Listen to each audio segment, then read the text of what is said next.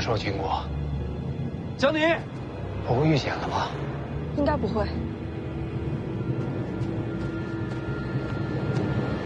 你就不怕我把这些话告诉徐凤年吗？随你怎么说，你有想要的东西，他们只会更放心。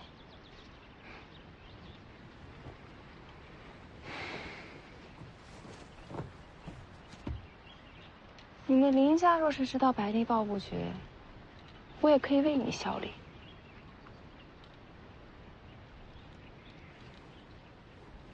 我叫吕钱塘。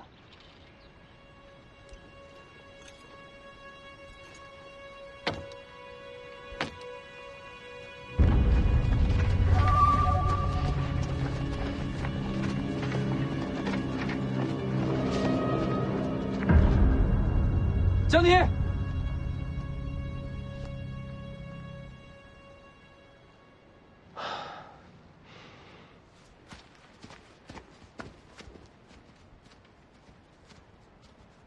没事吧？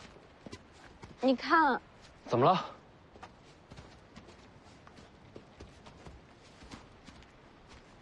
哇，虎魁已经死了。也不知道是什么杀了虎魁。我看见了，从我跟前跑过去的。他没袭击你？没有，他都没停，直接跑。长什么样？跑太快没看清，就看见是黑白杂色，而且背上还背了个人，一晃而过就看见背影，还扛了一根向日葵。江湖上有这号人物吗？倒没听说过。小心，没死透。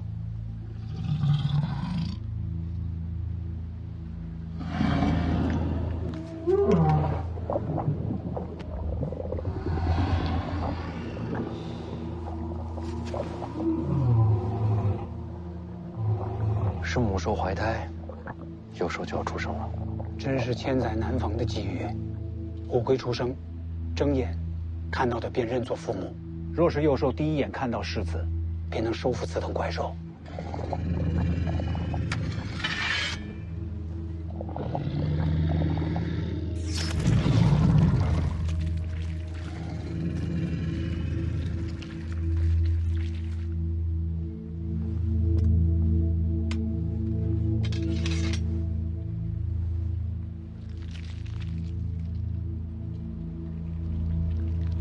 哟，先出来的是雌的，后出来的是雄的。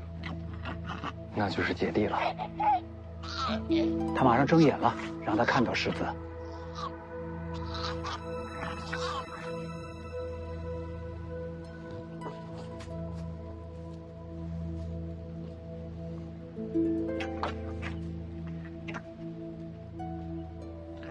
母兽浑身是伤，唯独腹部安然无恙。他一直拼命护着这两个孩子。魏爷爷，天机气运都可以靠实力争夺，但母亲不该被夺走。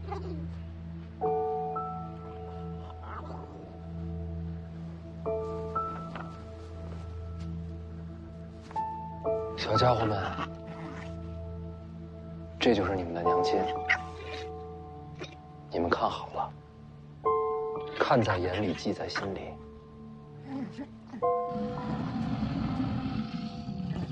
千万别忘了。他的眼睛。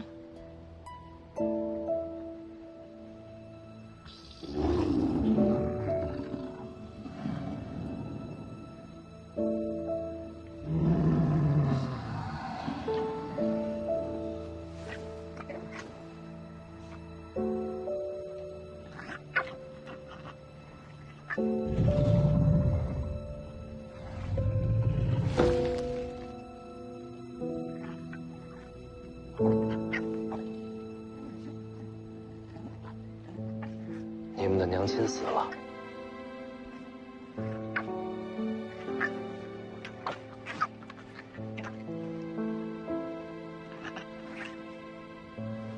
还真把世子当亲人了。我可不是你们爹啊，千真万确，没骗你们。哎，你这么凶！这个不能要，这是自己人。天意使然。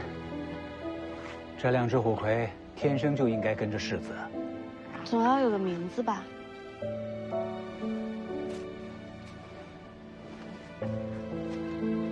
你是姐姐，那你就叫菩萨；你是弟弟，你叫金刚。去哪儿能听得懂？对啊，菩萨，金刚，菩萨，金刚，菩萨，真听懂了。金刚。长姐如母，这是管着弟弟呢。我能摸吗？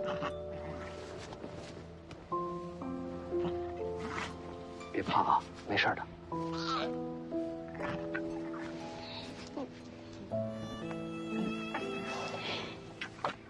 这么小就有鳞片了。哎，他们的母亲是双脚，他们为什么是独角？颜色还不一样。长大了就会长出双脚，颜色也会变化。世子，虎魁浑身是宝，鳞甲做成甲胄，刀枪不入，不比富强红甲差。把它埋了吧。什么都不要。他把2个孩子托付给我，足够了。哎，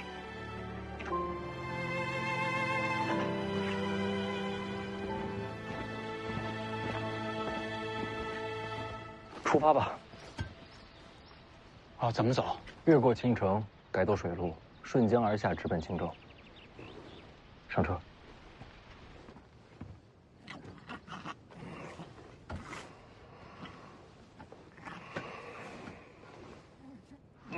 嘿嘿，哪来的小虎魁啊？嘿嘿，倒是有胆气啊！嘿，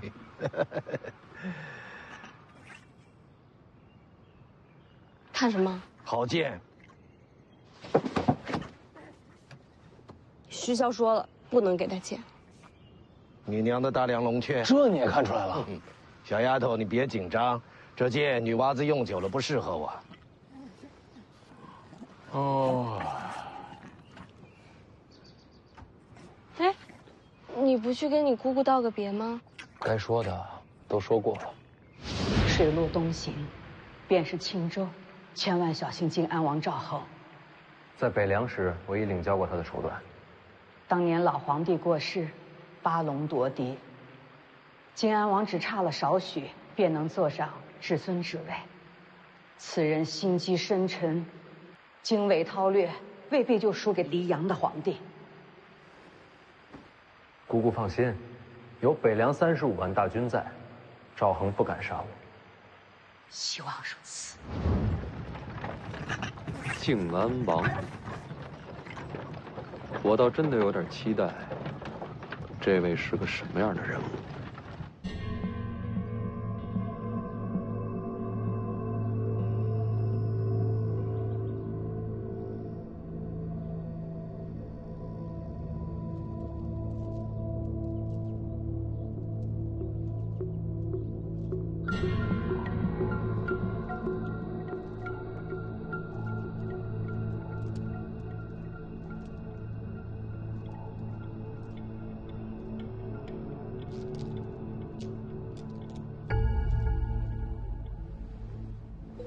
王爷，林家在青州的产业，今时已经全在掌控之中，这其中财物的流转数目都全写在这儿。王爷要不要过公墓啊？说起来也可怜呐，好大的一个家门，被毁于一旦，也不知道如今林家还剩下几人存活于世啊？王某正在追查，定当斩草除根，不会让林家有再起的机会。慈悲为上，慈悲为上啊！父王，王先生也在。见过世子。有什么事？有上阴学宫学子前来献策，求见父王。你亲自引荐，那学子说的话，怕是会与你不谋而合吧？算了，把他带过来吧。是。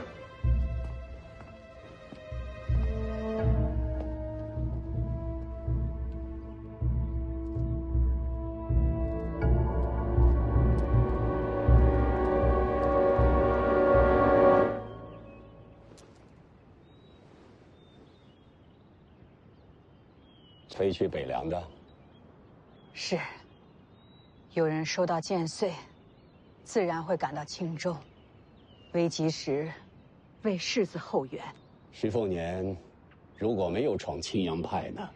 世子若不曾闯青阳派，就说明是审时度势、谨小慎微的性子，也就不会在青州有大麻烦，这支援兵也就不需要了。徐骁连自己的儿子都要这么试探，临事关头，方见本性。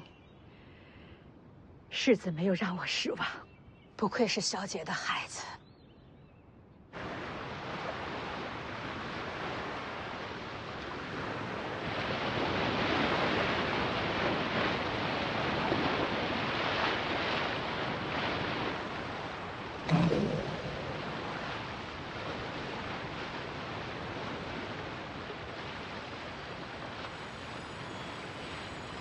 老头，这船开得这么快，你钓得着鱼吗？这都行。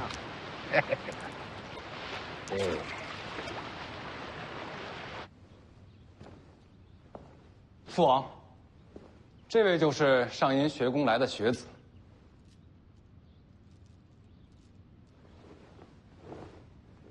赵凯见过靖安王。你要献策？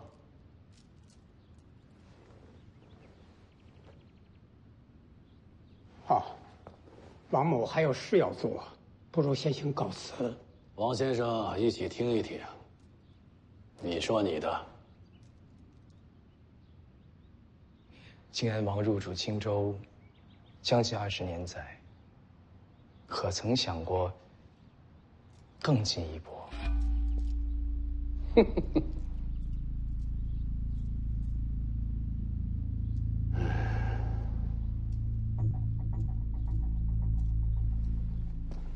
你说的更进一步什么意思？朝廷让靖安王入主青州，是为了挟青州水师之威震慑北凉。若北凉灭亡，靖安王自是奇功一件，怎能不扶摇直上？北凉35万大军，谁动得了？想灭北凉，无需大战，杀1人即可。杀谁？徐凤年。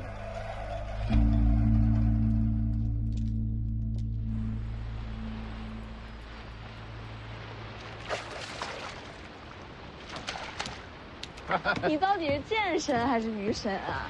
这钓鱼比捞鱼还快。我啊，这是借钓钩为剑，这不是钓鱼，而是刺鱼。你武功真的很高，还行吧。到底有多高？想拜师了？为什么不能给你剑？我败给王先知之后，我再未持剑。徐骁以为我心里面压了屈辱和战意，他担心我一旦持剑，会控制不住，大开杀戒。你会吗？不会，因为徐骁并不知道我不持剑，不是因为战败。那是为什么？那是因为有一个人死在我眼前。女人？她是你什么人啊？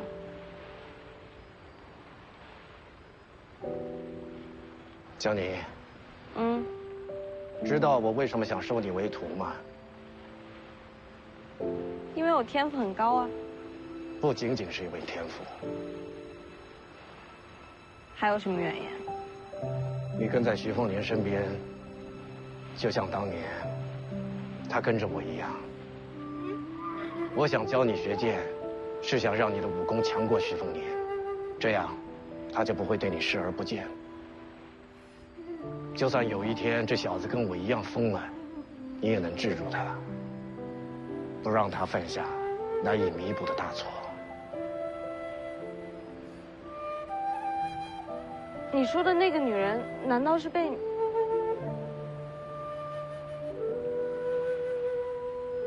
是被我亲手杀死的。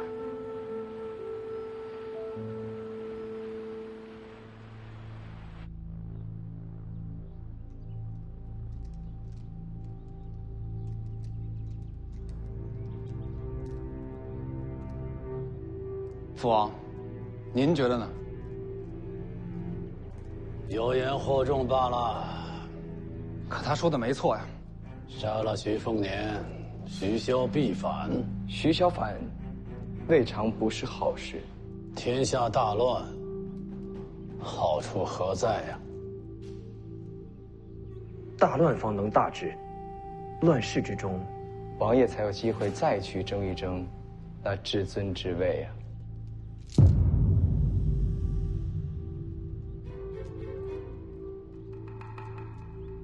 将他轰出府去。父王，若再登门，斩首示众。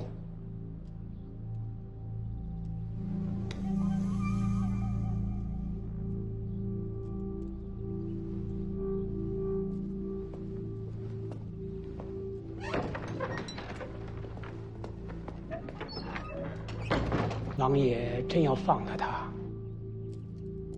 心有善念，慈悲为怀。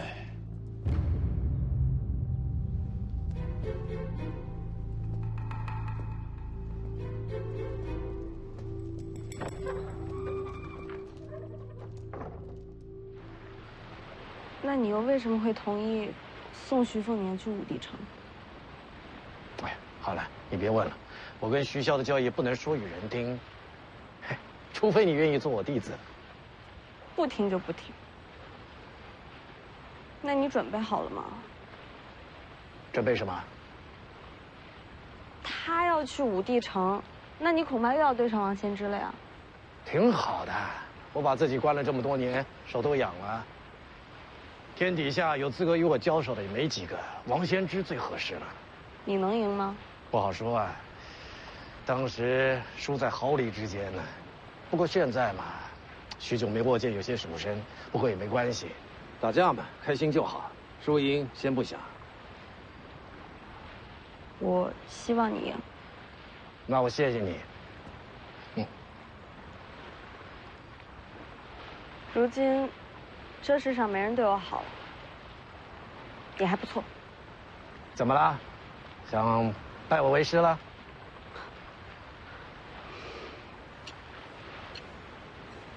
给你，借你的，打完架立马还给我。你要把神符借给我？你认识？一眼就看出来了，楚国至宝，你说借就借。楚国没了，这就是把匕首。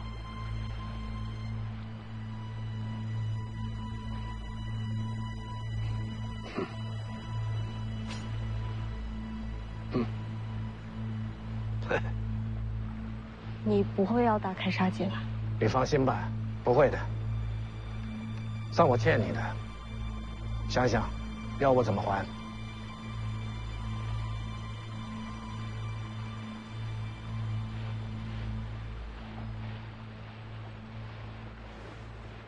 要不你教教他吧。我的人情就这么用啊？嘿。还不是怪你！自从那天晚上你说了他几句之后，他再也没让我读过秘籍，害我少赚好些钱。你赶紧指点他一下，说不定过了这一关，就又让我读书了呢。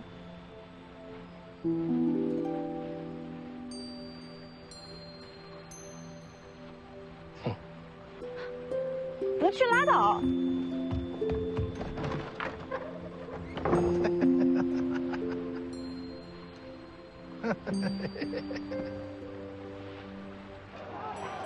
父王常年安逸，胆子都变小了。没有京城之意，擅自杀北凉世子，总有些顾虑。大好的机会，放过了可不成？拜山校尉先，世子该为王爷解忧。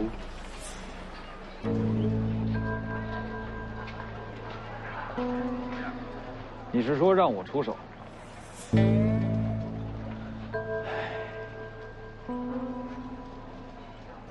也不是不行，只是徐凤年出了北凉，身边怕是有高手护卫。世子，看那边。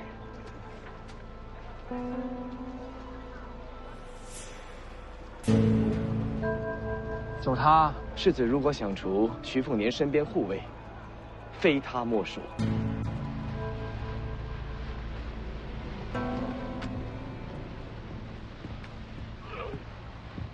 小子，前辈，哎，别过来！别咬我！别咬我！停一停，别傻看着呀！金刚菩萨，回来！还有，金刚，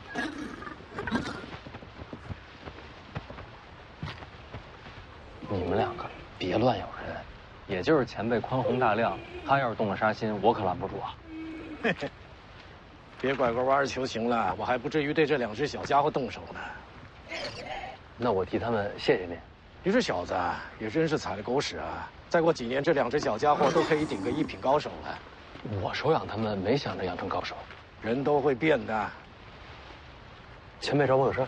光修大黄庭，不练招式，一样是个废物，休东出鞘。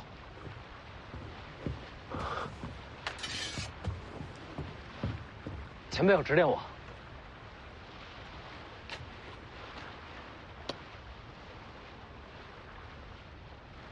刀痕在上面，太高。行，手指弹刀身，试着砸碎核桃。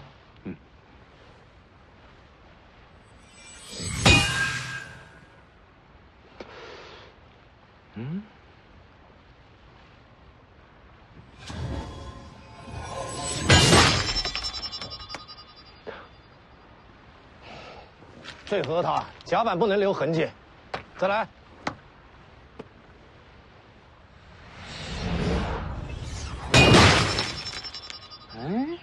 千剑草纲白看啊，剑术剑道的平衡在哪里？看什么？我知道你用的是刀，可道理都一样。千剑草纲就读了个开头，没往下看啊。为什么不继续往下看呢？那不是您说那书写的荒唐，误人子弟吗？是啊，那就想想那天我用水珠破红甲的场景，我那弹指是怎么运镜的。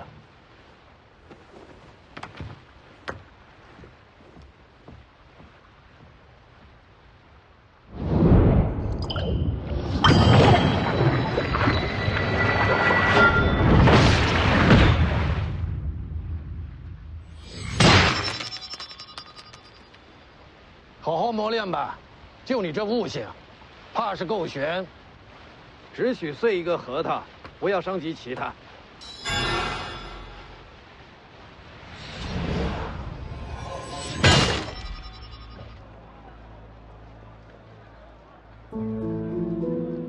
世子可知吴家剑种？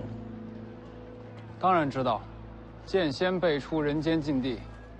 吴家近几年出了一名天才剑士，20岁便出剑种，挑战天下剑士，从无败绩。此位便是吴家新一代的希望吴六鼎。说完了吗？我还有美言。先生在青州是在等徐凤年吗？与你何干？靖安王府愿为先生打探徐凤年行踪，一有消息立时奉上。你想要什么？能一睹先生出手，心满意足。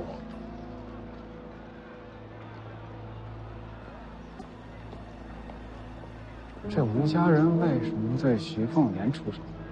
徐凤年的母亲曾为徐骁反出剑种，如今新一代算旧账来了。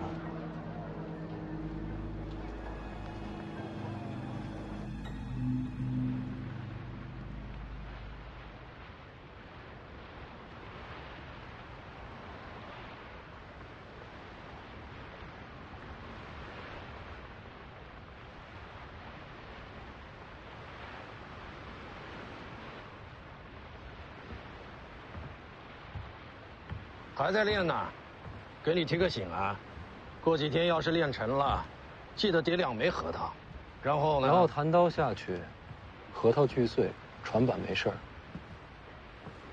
我已经做到了。怎么可能？中午才练的，你可别骗我啊！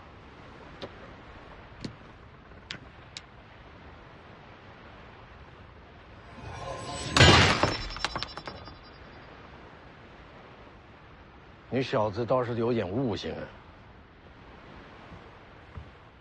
让你坐这儿发什么愣？我想试试3枚，但试了好几次，都没成功。用力的时候，最下面那一枚会被弹开。难道说2枚就是极限吗？知道剑招和剑意的区别吗？刀。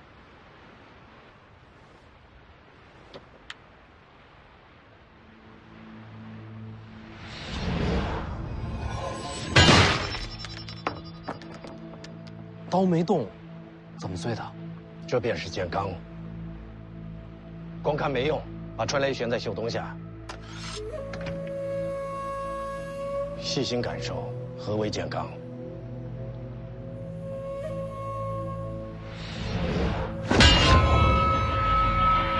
感受到了，是气劲凌空，内息破体，透冰刃而出。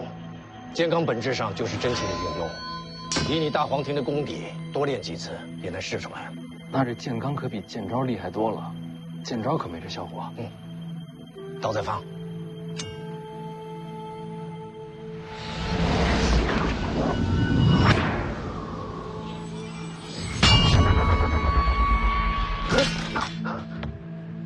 这次又有不同，好像有力道击打，逼迫春雷脱手。这就是剑招。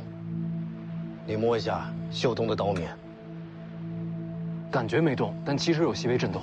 第2指击打，袖东看似未动，其实已经以极快的速度弯曲6次，击打春雷，然后再接力恢复正常。弯曲6次，都没看出来。上乘剑招，快如奔雷，稳如五岳。小子，你要学的还多着呢。那这剑招与剑罡，孰强孰弱？老夫以剑罡破敌，便是剑罡厉害。老夫用剑招杀人，剑招便胜过天下剑罡。明白了，您最厉害。你果然有悟性。剑招剑罡，自己琢磨。不几日便到荆州，不到万不得已，老夫懒得出手。能不能躲过明刀暗箭，看你自己了。多谢前辈指点。我没想指点你，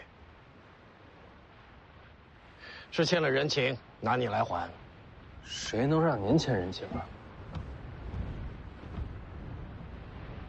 内息破体，透冰刃而出。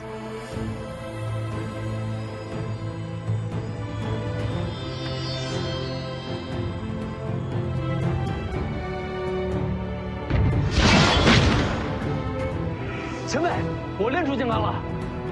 你那是刀罡，有道理。就这么点力气，杀只鸡都不够，慢慢磨练吧。这小怪物，修行的速度比老夫当年还快。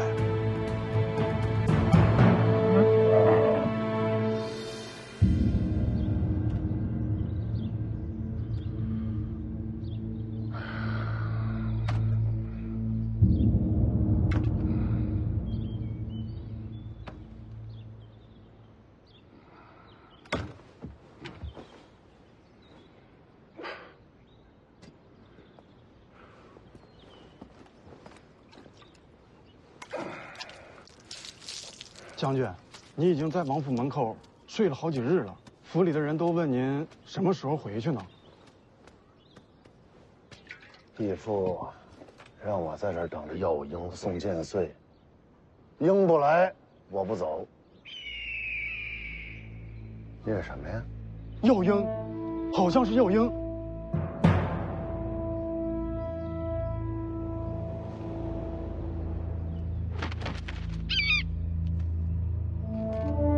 将军，我去替你瞧瞧。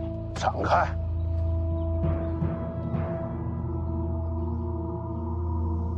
将军小心！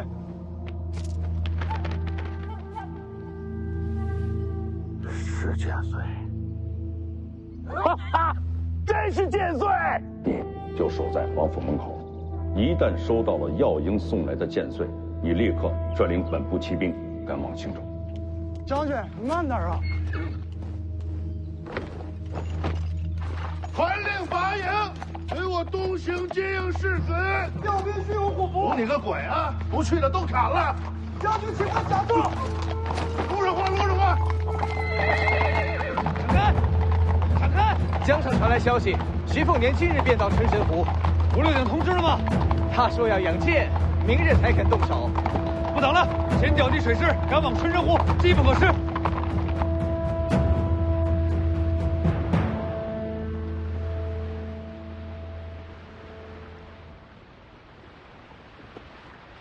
你把神符给李前辈了，关你什么事儿？你不怕摔下去啊？这儿风景好，要不坐下试试？我水性不好，这湖比府里的大多了。那可没法比，800里春神湖容纳天下水陆，吞吐大江，历来是兵家死争之地。靖安王坐镇青州，养水师，盘踞春神湖，就是借天险，据北凉。这等大湖，就是放在天下，也是独树一帜。啰嗦的要死。你找我有事儿？你那2只小虎葵，在储物仓偷生肉，没伤人吧？那倒没有，小家伙鬼得很，只吓人不伤人。那就不管他们。前面有船。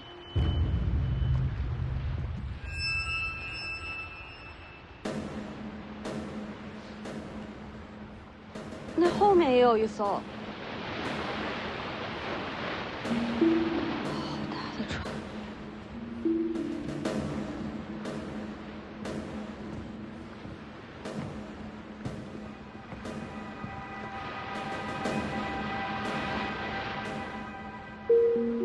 这些都是青州水师的黄绒楼船。找麻烦的？或许吧。那边有艘船。没关系，那也是青州水师。世子以为这艘船是巧遇，还是专程出现？定是巧合。靖安王府为出生，青州城谁敢来接徐凤年？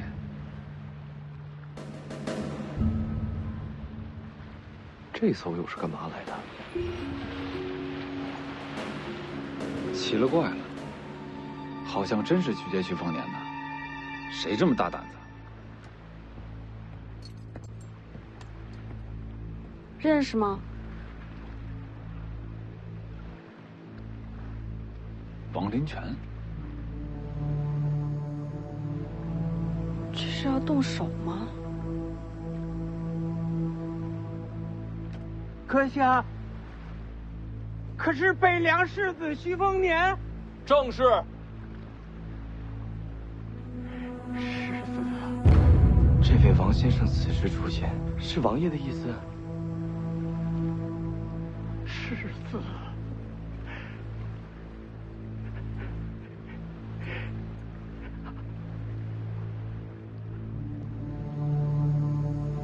掉头回营。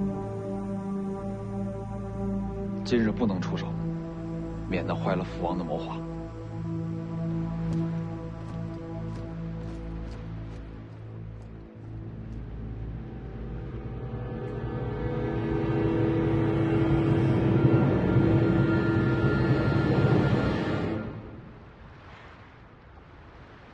想你到底是谁？老奴王林泉，见过世子。王林泉，你是靖安王麾下那个财神爷？投效靖安王，不过是奉命行事。老奴实为北凉旧部。王林泉投靠青州，本就是王爷安排。你认识的？这些年就是我暗中联络，与王林泉联系。所以是徐骁派你来青州的？是。数十年经营，也是大将军暗中相助。靖安王最后是信了老奴，林家覆灭，青州的财权就交到老奴手上了。靖安王自以为棋局大胜，可到头来还是大将军棋高一招。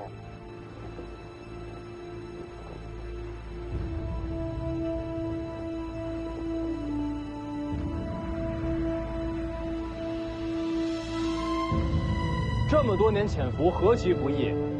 你这么一跪，就前功尽弃了。世子到青州之日，便是老奴恢复北凉军身份之时。这一天，老奴等了太久了。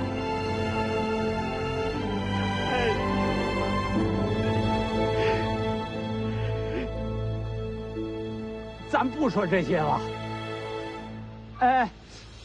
在春申湖中心，它有一个岛屿，名叫母山，它早就在老夫的掌控之下。世子，请随我来。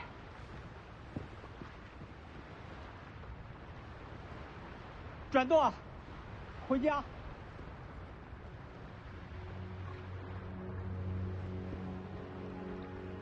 徐骁究竟还有多少暗棋没让我知道？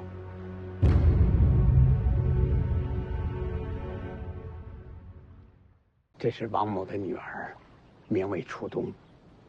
世子要是不嫌弃，今夜就让小女侍寝吧。啊！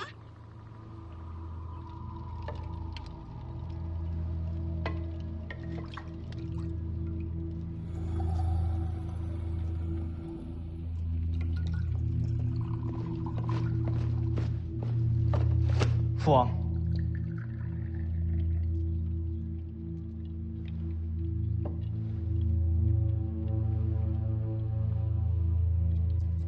怎么不叫人呢？姨娘，叫错了。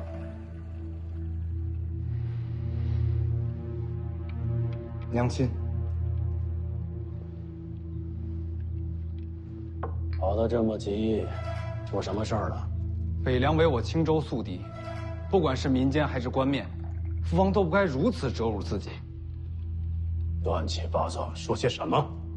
您让王林泉去接徐凤年，这定是有您的谋策，但也不应该让他下跪吧？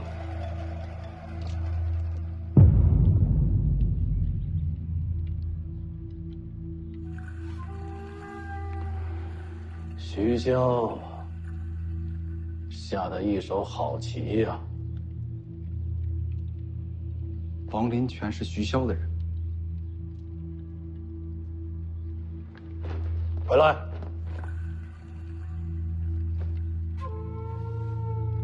去哪儿？我去灭了王家全族。王林泉在我身边躲了这么多年，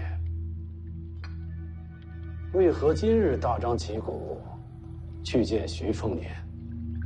他现在暴露身份，对他有什么好处？这是交换。交换。徐骁让王林泉亮出身份，就是要告诉我，他主动撤去暗棋，要换我一个态度。什么态度？徐凤年世袭罔替，要换我不要从中阻挠。这分明就是折辱。反正人在青州，不如把王家带着徐凤年一块灭了。不必焦躁，且等王灵泉登门吧。王林泉怎么会登门送死？肯定跟徐凤年跑了。下去吧。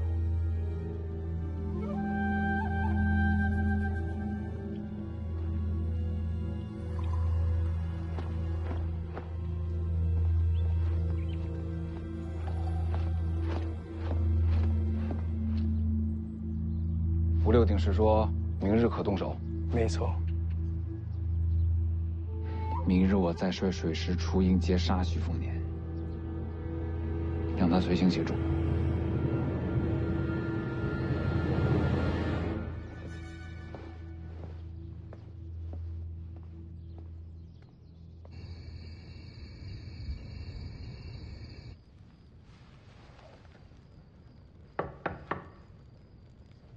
谁呀？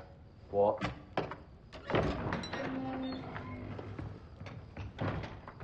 世子，给你引荐一下，这位是王林泉，王老先生。这不是林家那个探花吗？靖安王对林家只有一个态度，那就是屠尽满门，斩草除根。这老夫就负责此事。可大将军还是给了林家一线生机。你娘就在我府上。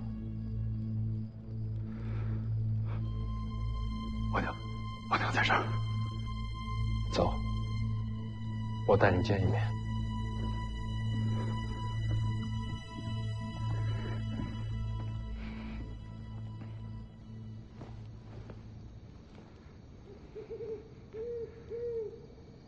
你娘就在里面。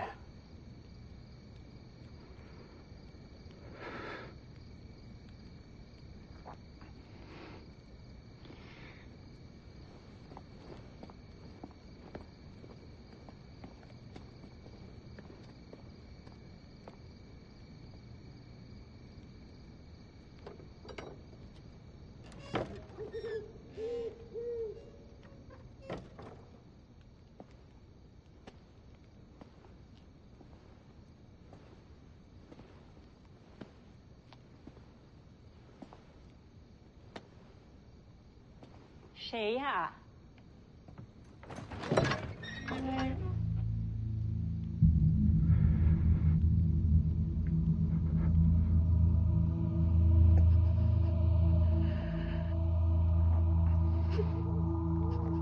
娘，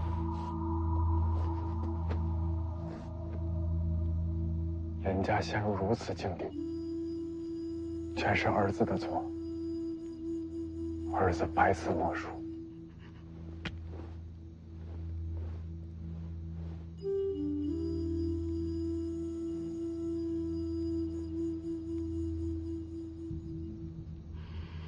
北凉如虎狼之地，你刺杀失败，怎么逃出来的呀？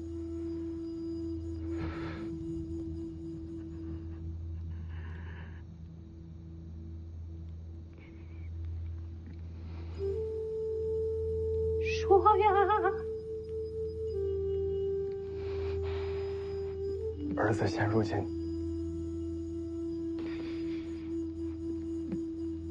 已投靠北凉门下。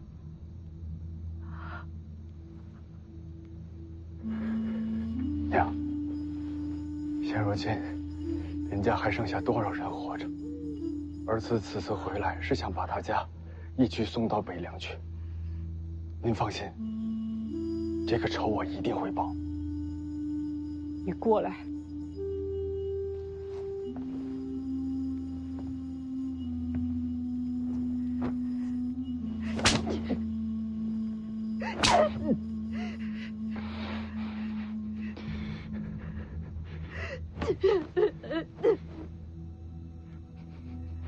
我林家书香门第，最讲礼教法度。那徐孝是为国贼，人人都要诛之。你去刺杀徐凤年，为娘我很是骄傲啊！就是林家从此灭门，也没人怪罪你啊！你竟然胆小未死，你死了，我也不想你这样活下去。娘，一是北凉门生，这声娘我受不起。我当时，我儿子已经死了。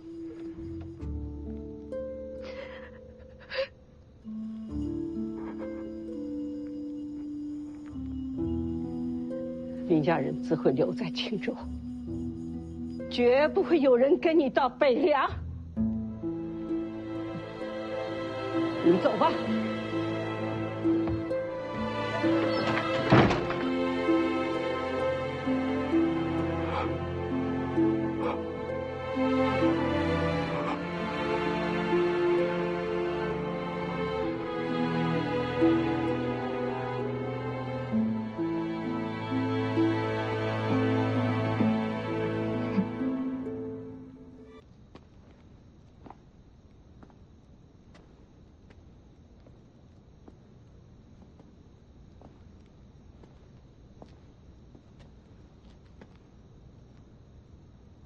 我可以把林家的人送出青州，但是我有2个条件。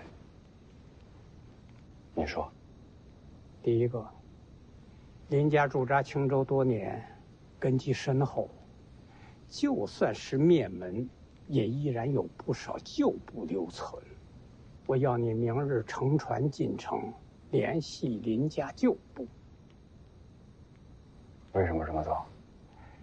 林家跟靖安王这斗了这么多年，靖安王的许多秘密还有把柄，只有林家知道。好，我会把所有的秘密全都问出来，然后告诉你。那不是告诉我，告诉世子。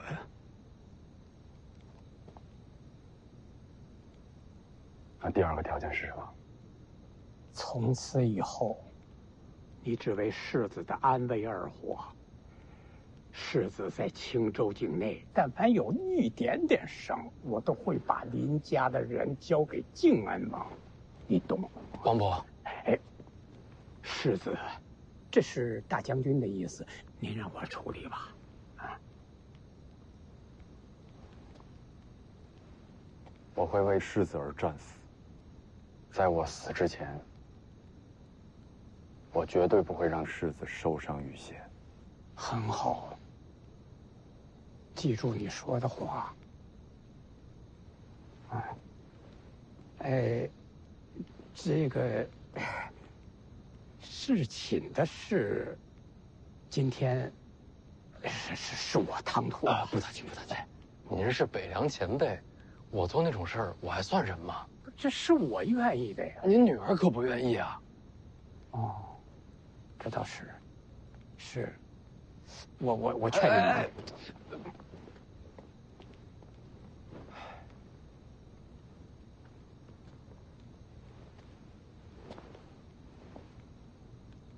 明天我陪你进城。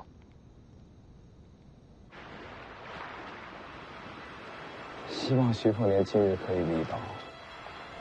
徐凤年若不离岛，我们就杀上木山。世子威武。世子一路保重啊！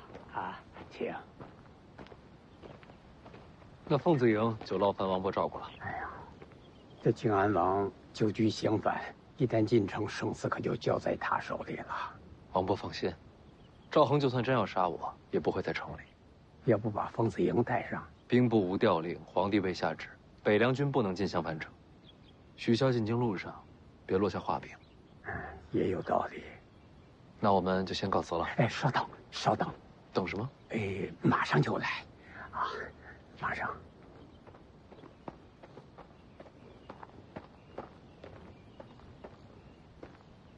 爹，你叫我。世子此去，总要有一个熟悉相反的人跟着，就让小女出东跟在世子身边，晚上嘛，你们多聊聊，熟悉熟悉。我不去。别胡闹！咱们王家为北凉冒这么大风险还不够，还得把我也献出去。世子有什么了不起的？不过是生来命好。你放肆！让世子见笑了。王伯，我一个人进城，就不劳烦令千金了。这小女从小娇生惯养，识了礼数，世子莫怪呀。王伯客气，您留步，我们走了。慢走，慢走。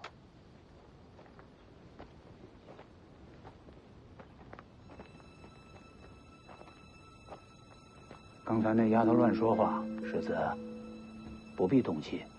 我怎么会生她的气呢？飞爷，我心里觉得不舒服，是因为我大概想到徐骁在青州的布局了。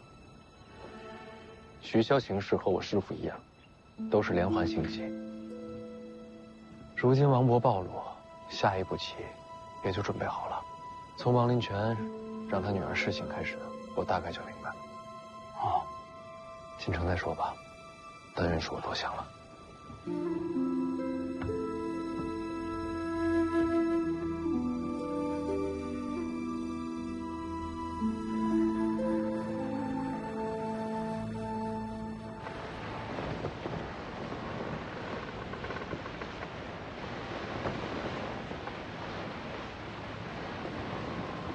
我不是下令了吗？凤字营留在岛上，就我们3个书生打扮，万无一失的。你家书生带这个？收去。那俩小家伙呢？啊，他们和于右威在一起，留在了岛上。那丫头养猫，也能照顾那幼兽。走开，走开！走开！走开！别过来啊！你别过来！别过来！别过来！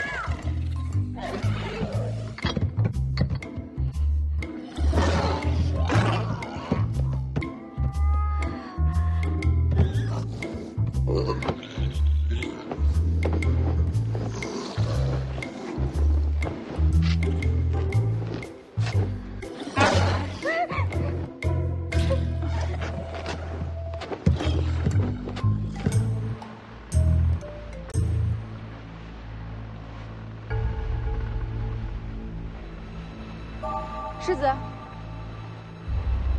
有船。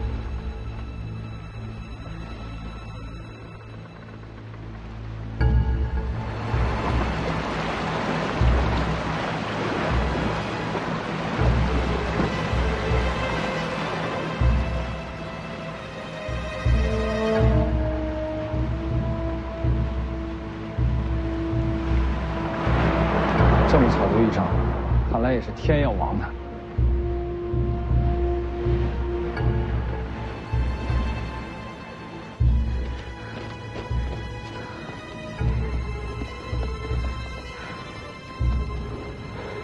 就是这，快看！青州水师，你既然看见了，怎么不拉我去码头？哎，赶不上了，从这下码头再出船，怎么也赶不上了。我呀，我就该陪着世子一块儿去。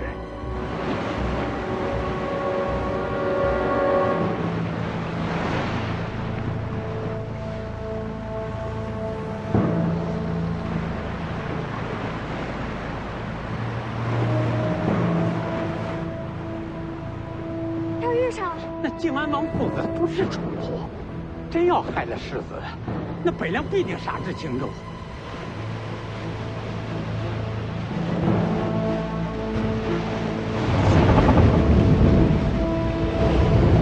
今日不能再错失机会，到时候给他捞个全尸送回北凉，也算是仁至义尽了。别管建州那家伙了，等他赶到，徐凤年早死。起舰不动，左右2舰击沉敌船，不留活口。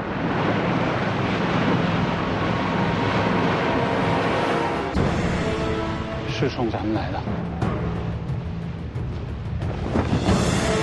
离船！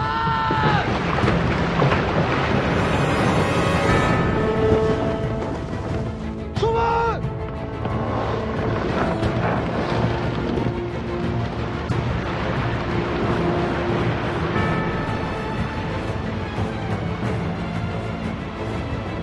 那大杆子是干嘛的？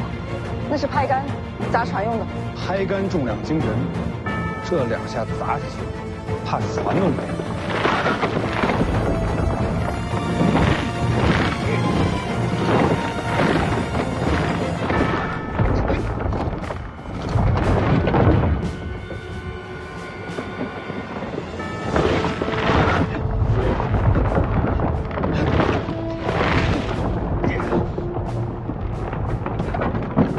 世子，可以用兵刃吗？准了。来。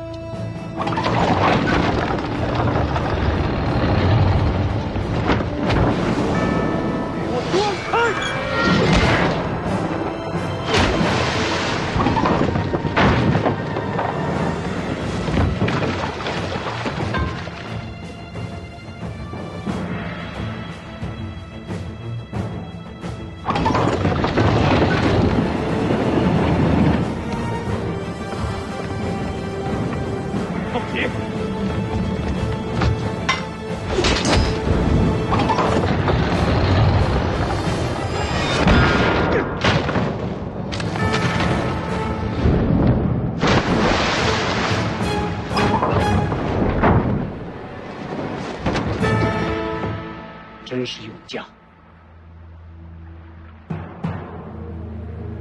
好厉害！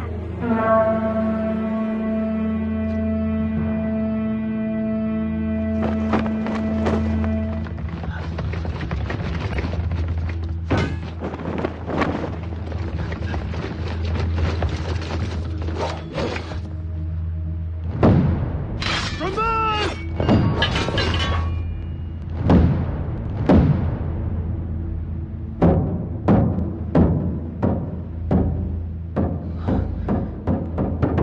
谢谢，你是世子吧？他让我护着你。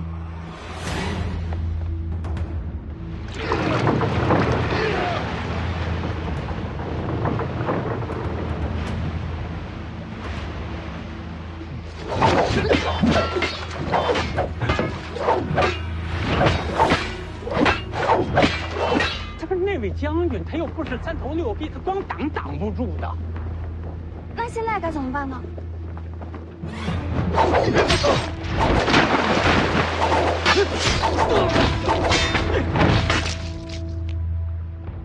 宁峨眉，在夺船。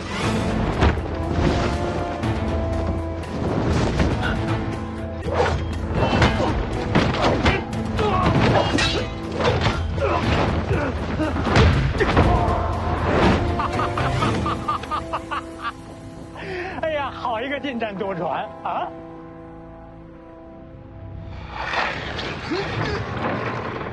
魏爷爷，能上那艘船吗？小事一桩。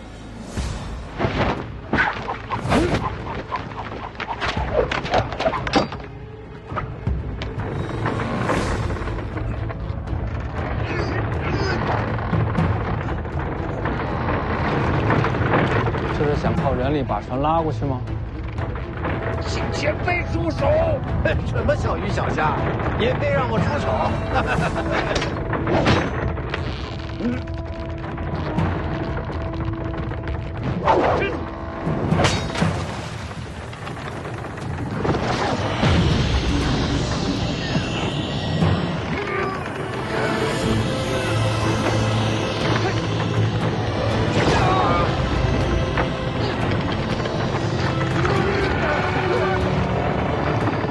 这人莫非天生神力？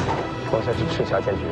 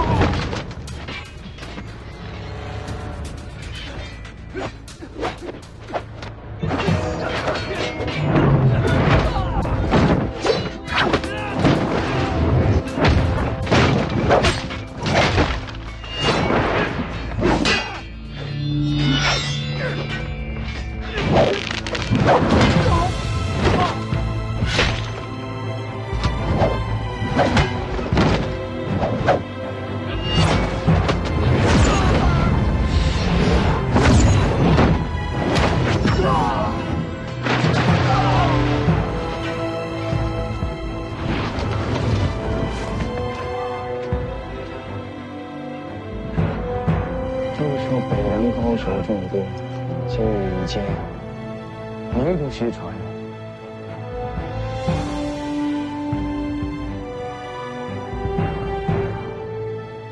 取我神臂弓来。是。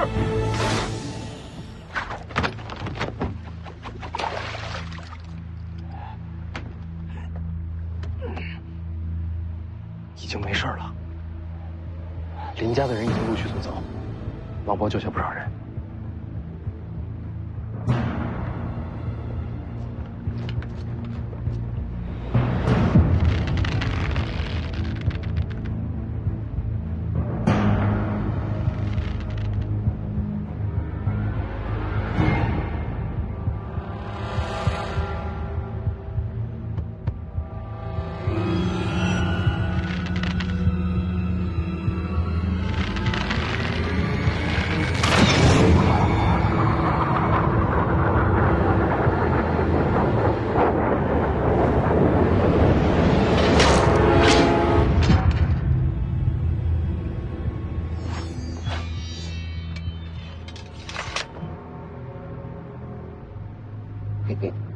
核桃倒是没白敲啊，大黄庭也差不多是他自己的了。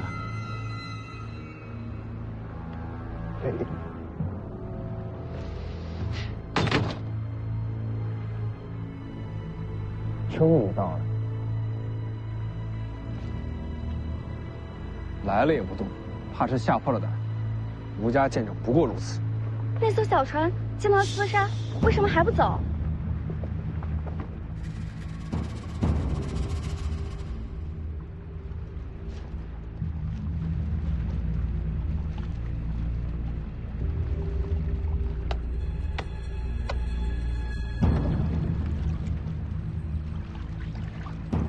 想干什么？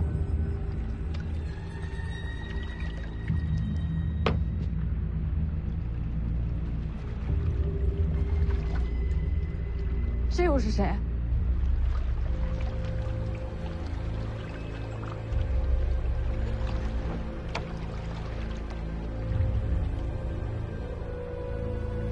是徐凤年吗？哪位？剑主吴六鼎。你娘当年反出吴家，剑种名声受损，这屈辱总要还上。母债子偿，我娘的祸事，我接着。吴家若有胆气，大可以来北凉讨债。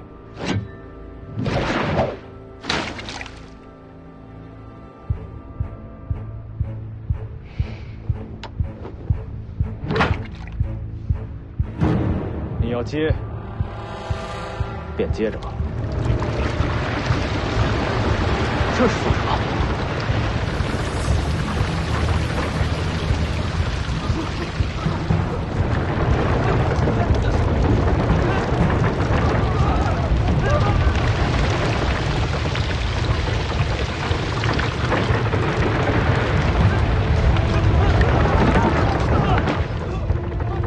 吴家剑主竟然如此之强！